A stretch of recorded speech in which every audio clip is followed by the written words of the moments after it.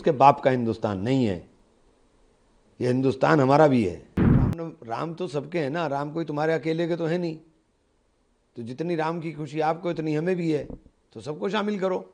ये देश को कहाँ लेके जा रहे हैं भाई, ये कर क्या रहे हैं? बौद्धों का नंबर आएगा, जैनियों का नंबर आएगा, किसी को नहीं छोड़ने वाले हैं। ये इंडिया गठबंधन पूरा खेल रहा है, लेकिन समंदर में तूफान बहुत है। इसमें तो इतनी बात कहूँगा कि समंदर में तूफान बहुत है और लहर के थपेड़े जो है कोई छोटी किश्ती के सवारों को बचा नहीं पाएगी। छाती ठोक करके ट्रंप से दोस्ती थी, ट्रंप ने छाती ठोक कर ही टैक्स लगा दिया। देश का काला कानून है और ये पूरी तरीके से संविधान के ऊपर हमला है। ये जिस तरीके से ये कानून बनाया गया है वो लोकतंत्र के लिए बेहतर नहीं है।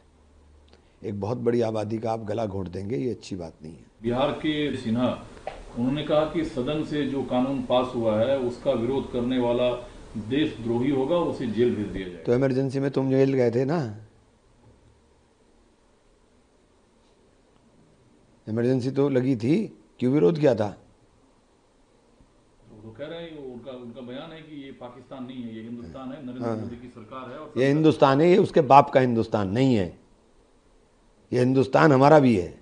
बंगाल पुलिस ने प्रतिबंध लगाया था कि रामनवमी का जुलूस नहीं निकाला जाएगा, लेकिन उस आदेश को पलटते हुए कलकत्ता उच्च न्यायालय ने प्रतिबंधों के साथ जुलूस निकालने की इजाजत पश्चिम बंगाल हावड़ा में दिया है। इसके अलावा देश में कुछ नहीं बचा क्या खुशी के साथ नहीं रामनवमी निकाली जा सकती? क्या पूरे प्रबंधन के साथ रामनवमी की खुशी नहीं निकाली जाएगी? रामनवमी में नफरत की बातें क्यों करते हो जो दूसरे को दिक्कत दे? अरे रामनवमी में दूसरे लोगों को भी शामिल करो ना, तब खूबसूरती लगेगी रामनवमी की भी। तो राम तो सबके हैं ना, राम कोई तुम्हारे अकेले के तो है नहीं।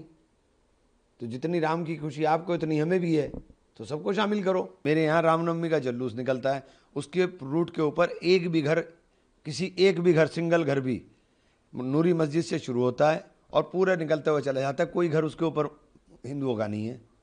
मुहर्रम का जुलूस निकलता है डाकाने वाली मस्जिद के कोने से और वो पूरा निकल करके मंदिर के ऊपर ख़त्म होता है।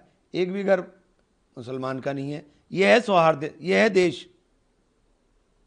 उसके सारा कमेटी के रामनवमी के जुलूस में कमेटी के आगे मुसलमान प्रबंधन करते हुए चलते हैं, मुहर्रम के जुलूस के आगे हिंदू प्रबंधन करते हुए चलते हैं। ये हिंदुस्तान क्या बना दिया इन्होंने हमारा। लेकिन जिस तत्परता से कांग्रेस के बिल को लेकर लड़ते दिखे, राहुल गांधी ने सोशल मीडिया प्लेटफॉर्म पर कहा कि मुसलमानों की जमीन के बाद अब आरएसएस की नजर ईसाइयों की जमीन पर है। कल ऑर्गेनाइजर का आपने पढ़ा नहीं क्या? ऑर्गेनाइजर में तो लेख छपा है। हमारे पास तो ये बता रहे थे 39 लाख एकड़ ज़मीन है। गृह मंत्री जी बता रहे थे, मुझे नहीं पता कहाँ से कौन सी सोर्स उनके पास थी, और वो साबित नहीं कर पाएंगे क्योंकि वो या तो वो गलत बोल रहे, आज गलत बोल रहे, या कल जो उन्होंने एफिडेविट दिया है सुप्रीम कोर्ट में सरकार ने वो गलत था 2021 में। अब उनके लिए कहा है कि कैथोलिक के पास 17.5 करोड़ एकड़ लैंड है, 17.5 करोड़ एकड़ लैंड है। अभी उसके बाद ये मंदिरों की भी, चूँकि बड़े बड़े मंदिर हैं, मंदिरों के पास बहुत है, उनके ऊपर भी जाएगी इंतजार। आर्य समाज की बहुत बड़ी संस्था है, उसको कब्जाने के लिए, उसको हथियाने के लिए, अपनी विचारधारा थोपने के लिए तैयारी होगी। ये देश को कहाँ लेके जा रहे हैं भाई, ये कर क्या रहे हैं? बौद्धों का नंबर आएगा, जैनियों का नंबर आएगा, किसी को नहीं छोड़ने वाले हैं ये। आप लोग नीतीश कुमार को लेकर अलग राय रखते थे, लेकिन कल प्रेस की हुई उसमें मुस्लिम लीडरशिप वक्त पर कुछ बोलना चाहते थे लेकिन उन्हें बोलने नहीं दिया गया। नहीं तो एक बात तो बताइए, नीतीश जी ने तो पलटी ऐसी मारी है कि जिंदगी की आखिरी पलटी है उनकी, बस अब पलटी मारने लायक नहीं बचेंगे वो। सवाल सर ये है कि एक बने हुए कानून को कोई, जैसे तेजस्वी यादव ने कहा कि हमारी सरकार आते ही इस बिल को हम कूड़ेदान में फेंक देंगे। हाँ तो क्या हुआ, जैसा आपने करा वैसे दूसरे भी कर सकते हैं। कोई आप ही फन्ने खा थोड़े ही है कि आप ही फन्ने खाएं, आप ही जानते हैं काम करना, दूसरा भी तो काम करना जानता है। मतलब क्या है, संसद का मतलब क्या है फिर? किस चीज़ का? संसद में अगर तो आप फेडरल स्ट्रक्चर खत्म कर देंगे क्या? आप फेडरल स्ट्रक्चर को खत्म करना चाह रहे हैं क्या? लैंड जो है लैंड कंसर्न मैटर जो है वो स्टेट के मैटर हैं। आप फेडरल स्ट्रक्चर खत्म कर देंगे? कोर्ट का रास्ता तो सबके लिए खुला हुआ है, वो भी पाबंदी है क्या? या उसके ऊपर भी कोई कानून बनाया जाएगा कि सुप्रीम कोर्ट वही जाएगा जैसे सरकार चाहेगी? ये लोकतांत्रिक देश है भाई। फ्रंट फुट पे कांग्रेस खेल रही है, सपा की तरफ से अब तक कोई निर्णय नहीं आया सामने, वो सुप्रीम कोर्ट जा रहे हैं। इंडिया गठबंधन पूरा खेल रहा है, लेकिन समंदर में तूफान बहुत है। इसमें तो इतनी बात कहूँगा कि समंदर में तूफान बहुत है और लहर के थपेड़े जो है को छोटी किश्ती के सवारों को बचा नहीं पाएगी। अब वक्त है कि बड़े जहाज में ही सवार होना पड़ेगा। तो बड़े जहाज तो कांग्रेस हैं, आप कह रहे हैं लोगों को कि फिर कांग्रेस के जहाज पे सवार हो जाओ, किश्तियां छोड़ दो, फिर गठबंधन का मतलब क्या है? मैंने तो ये बात नहीं कही, अब आप उसके कोई मायने निकालें। मैं तो कहा कि समंदर में तूफान बहुत है और तूफान के अंदर छोटी किश्तियों के सवार बचा नहीं करते, इसलिए बड़े जहाज पे सवार हो जाओ।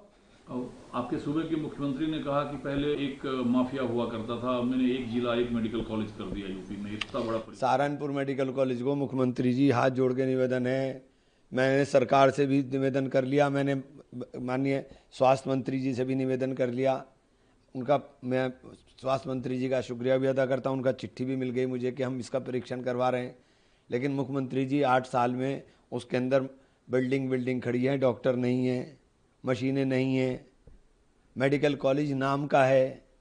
जिस बिल्डिंग खड़े होने से वो बिल्डिंग भी बनाई थी बहुजन समाज पार्टी की सरकार में बनी थी, जब मैं वहाँ विधायक था तब वो बिल्डिंग बनी थी। उसके अंदर अपग्रेड हुआ ही नहीं, वो अपग्रेड हुआ ही नहीं वो जब से 15 साल बाद तो अब अनुरक्षण का पैसा मिला उसका, कि उसका अनुरक्षण का पैसा मिल जाए। तो ऐसे मेडिकल कॉलेज का क्या फायदा है जिसके अंदर मेडिकल ही ना हो? क्या संघ को आतंकी समूहों या आतंकी गतिविधि रखने वाली संस्थाओं से तुलना करना सही है?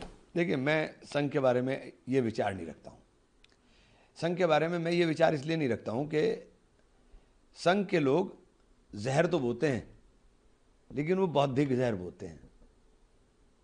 नफरत तो बो दी उन्होंने, ये सब उन्हीं की दिखाई दे रही है। निर्मला सीतारमण को लेकर कुछ चीजें चल रही थी सोशल प्लेटफॉर्म पे, उन्होंने खंडन किया और कहा कि 1 लाख करोड़ रुपए 2024 के चुनाव में खर्च हुए हैं। वन नेशन वन इलेक्शन होने से 1.5% जीडीपी भारत की बढ़ जाएगी। इन्हें पता ही कुछ नहीं है। निर्मल नाथ जी तो जो समझ में आता लिख करके आता है वो पढ़ती रहती हैं। ये लोकतंत्र को खत्म करना चाहते हैं क्या? ये चाहते क्या हैं? इनका राज रहे बस, जो अपने मित्रों को बांटना है इनको बांटते रहें, राज अपना करते रहें बस, और इसके अलावा क्या चाहते हैं? देश में चर्चा तो है वन नेशन वन इलेक्शन की। अब ये तो कुछ भी कर सकते हैं ना। अब संख्या बल के आधार पे आप किसी को भी कुछ भी कर दो। लोकतंत्र में संख्या के मायने नहीं होते, जो जीत गया वो सबका हो जाता है। तो कांग्रेस जैसी बड़ी पार्टी को क्या दिक्कत है इससे? क्या वन नेशन वन इलेक्शन से, फजूल खर्ची रोकने से? ये इसमें फजूल खर्ची रुकेगी? आप नोटबंदी होकर के अर्थव्यवस्था ऊपर चली गई। एक काम तो इनका बता दीजिए जो इन्होंने करा और उसका फायदा देश को हुआ हो। एक काम बता दीजिए, मुझे गिनवा दीजिए। छाती ठोक करके ट्रंप से दोस्ती थी, ट्रंप ने छाती ठोक कर ही टैक्स लगा दिया। एक काम तो बता दीजिए ना जिसके अंदर इनकी किसी काम के अंदर जो इन्होंने बोला वो पूरा हो गया हो। एक काम बता दीजिए।